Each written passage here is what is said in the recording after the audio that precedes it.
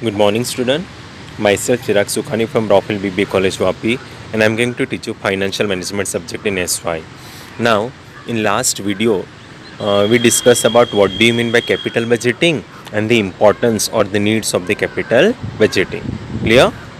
Now, today in this session, we will continue our chapter, and the next topic is types of capital budgeting decision. And next topic, determination of relevant cash flow. Clear? Now, first is types of capital budgeting decision. Now, there are three types of capital budgeting decision, or we can say it can be categorized into three types of decision. First is what? Mutually exclusive decision. Now, what do you mean by mutually exclusive decision? Now, the decision are said to be mutually exclusive if two or more alternative proposal are such that acceptance of one proposal will exclude the acceptance of the other alternative proposal. This proposal compete with each other. It means what? कि mutual exclusive decision में क्या होगा? Now in capital budgeting always what we have to see, we have to select the project which is best one. Okay, so what is mutual exclusive decision? कि in mutual exclusive decision two or more alternative proposal are there. Okay, so if any one proposal is accept, so ultimately other proposal will be rejected. Okay, so कोई भी एक proposal और एक project को आप accept करोगे, so alternative जो दूसरा alternative proposal होगा उसको आपको क्या करना पड़ेगा? Reject करना पड़ेगा. This is called as what? Mutually exclusive decision. Okay, so here one example is given. A firm is considering to purchase of machine A or machine B.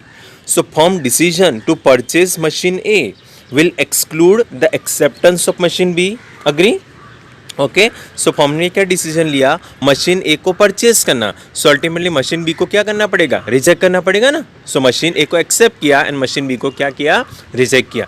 This decision is called as what? Mutually exclusive decision. आया समझ में? So in brief, what do you mean by mutual exclusive decision? कि in mutual exclusive decision, selection of one project or proposal will lead to rejection of the other project or the other proposal. This is what mutually exclusive decision. Next is accept reject decision. It is also called as what? Independent projects. Okay, now the decision are said to be accept reject decision if two or more independent proposal are such that they do not compete with each other and any one or more of this proposal which meet the decision criteria adopted by the firm can be accepted subject to availability of the fund. It means what? It is totally जो भी जितने भी projects होगा A B C D whatever project आता है, जितने भी project होगा this projects are not compete with each other. हर एक प्रोजेक्ट क्या है? इंडिपेंडेंट प्रोजेक्ट है. सेम जैसा नहीं है, हर एक प्रोजेक्ट क्या है? इंडिपेंडेंट प्रोजेक्ट है. ओके, नाउ मैनेजमेंट को प्रोजेक्ट सिलेक्ट करना है तो मैनेजमेंट ने आगे से क्राइटेरिया डिसाइड कर लिया कि प्रोजेक्ट में इतना बेनिफिट होना चाहिए तो प्रोजेक्ट को एक्सेप्ट करेंगे, प्रोजेक्ट में इतना कॉस्ट होगा तो हम लोग प्रोजेक्ट को एक्सेप्ट करेंगे. तो मैनेजमेंट ने आगे से सर्टन क्राइटेरिया को डिसाइड कर लिया.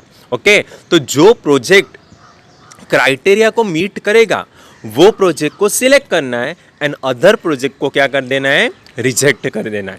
This project is called as what? Accept reject decision. It is also called as what? Independent projects. Okay, take an example कि project A B and C are generating the return of 20%, 18% and 14% respectively. Now, if the firm minimum required rate of return is 15%, it means what?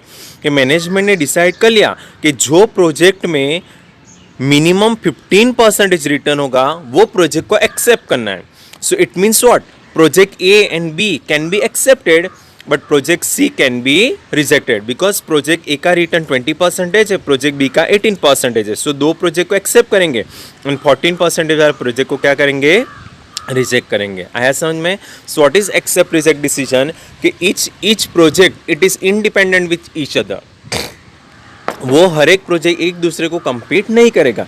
So it is depend upon the management कि management criteria आगे से decide करेगा कि कौन सा project को select करना है. ओके, सो हियर हमारे एग्जांपल में मैनेजमेंट ने क्या डिसाइड किया कि जो प्रोजेक्ट में मिनिमम रेट ऑफ रिटर्न 15% होगा ना, वो प्रोजेक्ट को एक्सेप्ट करेंगे and rest of the project को रिजेक्ट करेंगे. Okay, so here project A and B में रिटर्न मोर देन 15% है तो उसको एक्सेप्ट किया. एंड प्रोजेक्ट सी जिसमें रिटर्न लेस देन 15% उसको क्या कर दिया, रिजेक्ट कर दिया. This is what accept reject decision. Then third is contingent decision. It is also called as complementary decision. Now the decision are said to be contingent decision or complementary decision if two or more independent proposal are such that the acceptance of one proposal require acceptance of one or more other proposal. Okay, it means what कि contingent decision और complementary मतलब एक project और एक proposal को accept किया तो ultimately आपको सेकंड प्रपोजल और सेकंड प्रोजेक्ट को भी एक्सेप्ट करना पड़ेगा. ओके, दैट मीन्स व्हाट कि acceptance of one proposal require acceptance of one or more other proposal. Okay, so your example is what if a company accept a proposal to set up a factory in a remote area. Okay, so it may have to invest in other infrastructural proposal such as building of road, houses of employees, etc. Okay, तो यहाँ पे company ने कौन सा proposal select किया, that is setting up a new factory in a remote area. एकदम rural area में, एकदम बैकवर्ड एरिया में कंपनी को सेटअप करना है फैक्ट्री. नाउ उसके साथ साथ कंपनी को दूसरा प्रोजेक्ट भी एक्सेप्ट करना पड़ेगा. सो कौन सा प्रोजेक्ट एक्सेप्ट करना पड़ेगा, रोड बिल्ड करना पड़ेगा बिकॉज ट्रांसपोर्टेशन चाहिए, रिमोट एरिया में इतनी फैसिलिटी नहीं होता है. सो रोड डेवलप करने के लिए that is building of road. So one project another accept करना पड़ेगा.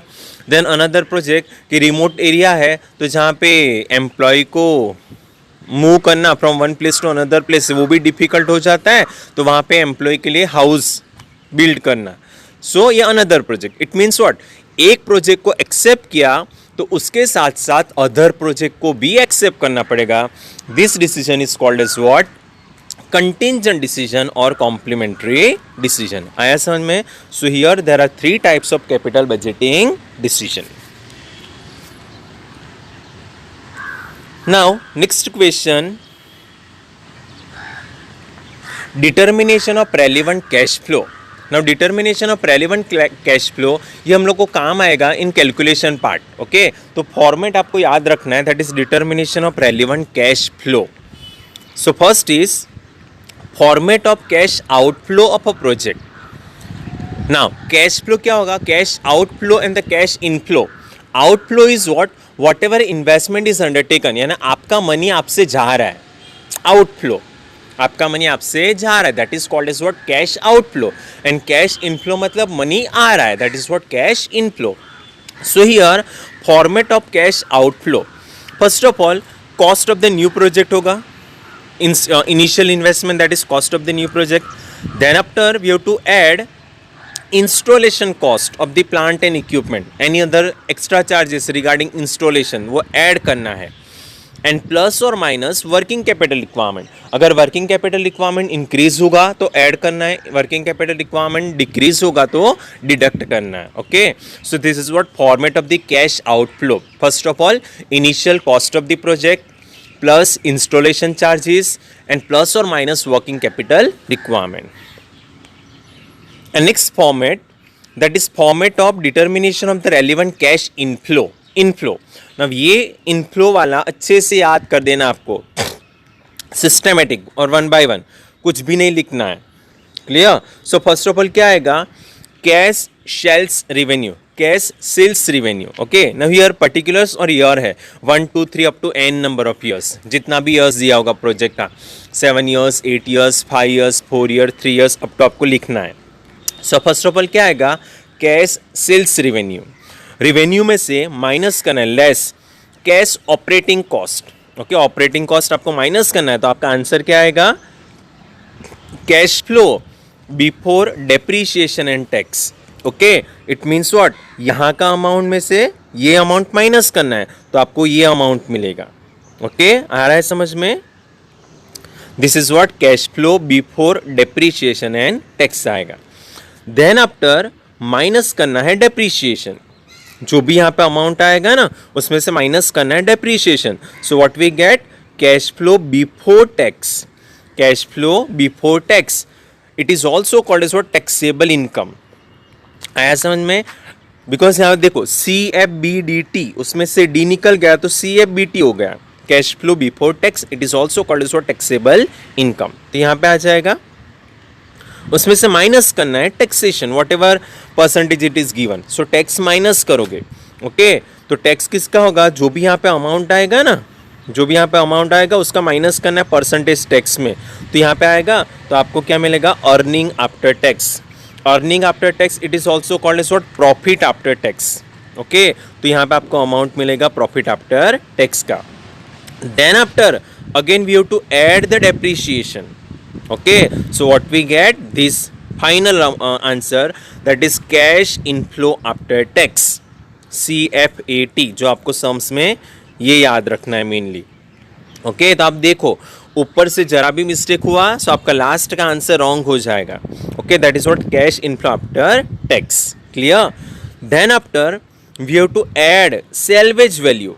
नाउ सेल्वेज वैल्यू कब रिसीव्ड होगा, जब आप मशीनरी बेच दोगे।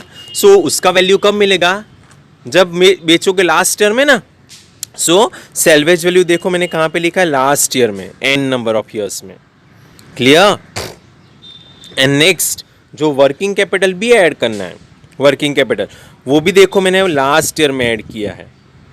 ओके, सो जो सेल्वेज वैल्यू है वो भी आपको n ईयर में मिलेगा, recovery of the working capital वो भी कब मिलेगा, n ईयर में। So this is what format of determination of the cash inflow. Okay, so how you have to remember, first is what sales revenue minus operating cost. So what we get, cash flow before depreciation and tax, उसमें से minus करेंगे depreciation तो क्या मिलेगा, cash flow before tax, that is what taxable income, minus tax तो earning after tax, plus depreciation तो cash inflow after tax. Okay, तो ये आपका आंसर आ गए, कैश इनफ्लो आफ्टर टैक्स। उसमें से प्लस करना है salvage value at the end of the year, last year में। अगेन ऐड करना है recovery of the working capital, वो भी ऐड करना है in the n number of years. Clear? This is what format of determination of the cash inflow. Clear? Now जब हम sums करेंगे ना तब आपको इजी वे से आ जाएगा, प्रैक्टिस करोगे, बट ये याद रखोगे तो बहुत ईजी रहेगा, फटाफट सम्स हो जाएगा। क्लियर?